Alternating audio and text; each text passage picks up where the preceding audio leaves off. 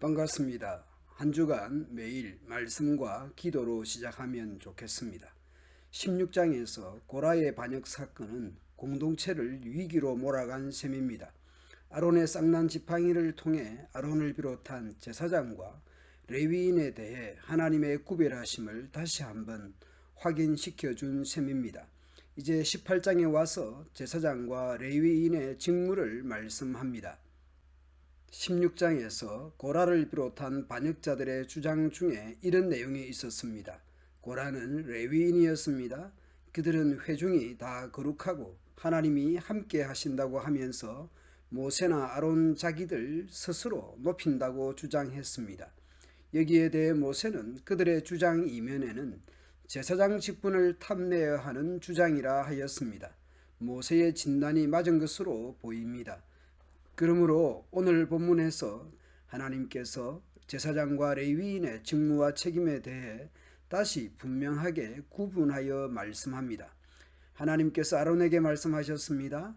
성소를 범한 죄에 대해서는 너와 너의 아들들과 너와 함께 있는 내 아버지 집 식구들이 책임을 진다. 그리고 제사장 직분을 범한 죄에 대해서는 너와 너에게 딸린 아들들만이 책임을 진다. 성소에 아무나 출입하게 해서는 안 되고 아무나 제사장 직무를 행하지 않도록 막아야 할 책임이 제사장들에게 있다는 것입니다. 성소와 제사장 직무와 관련한 1차적인 책임이 제사장들에게 있다는 것입니다. 너는 레위 지파 곧 네 아버지 지파에 속한 형제들을 데려다가 네 가까이 있게 하여 너와 너에게 딸린 아들들이 증거의 장막 앞에서 봉사할 때에 그들이 너를 돕게 하라.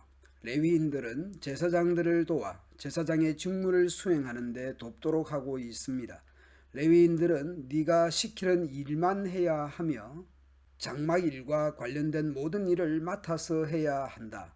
그러나 레위인들은 성소의 여러 기구나 제단에 가까이 하여서는 안 된다. 그렇게 하였다가는 그들뿐만 아니라 너희마저 제사장마저 죽게 될 것이다.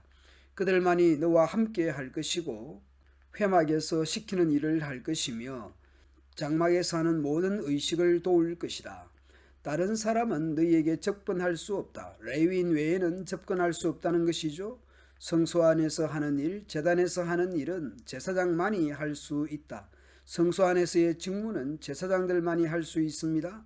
그래야만 이스라엘 자손에게 다시는 진노가 내리지 아니할 것이다. 나는 이스라엘 자손 가운데서 너희의 형제인 레위 사람을 너희에게 줄 선물로 선택하였다. 레위인들은 회막 일을 하도록 주께 바쳐진 사람들이다. 제사장들이 레위인들을 지도하고 레위인들이 제사장들을 돕는다고 해서 레위인들이 제사장들에게 바쳐진 사람들이 아닙니다. 레위인도 하나님께 드려지고 바쳐진 사람들입니다. 그러나 제단과 관련된 일이나 휘장 안에서 일을 하는 제사장 직무는 너와 너에게 딸린 아들들만이 할 수 있다.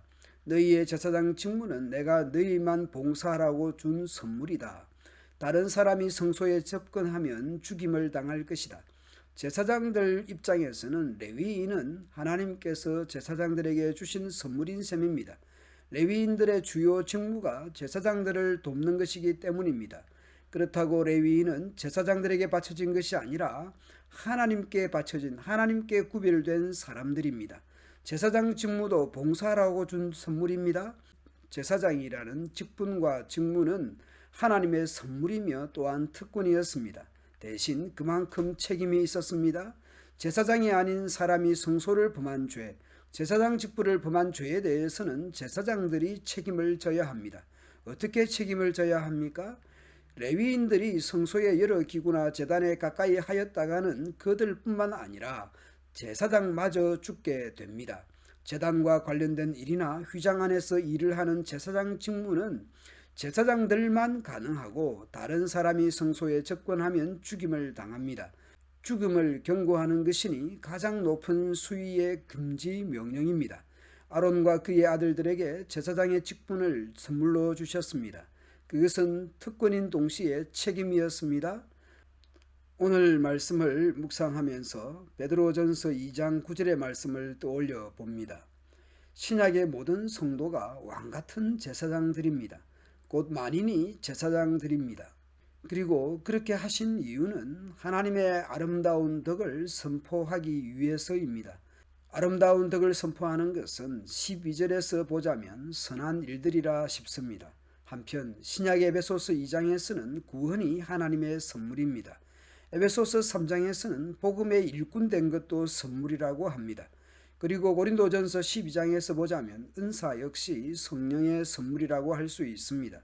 성령께서 은사를 주신 목적은 다른 형제 자매를 유익하게 하기 위해서라고 하셨습니다.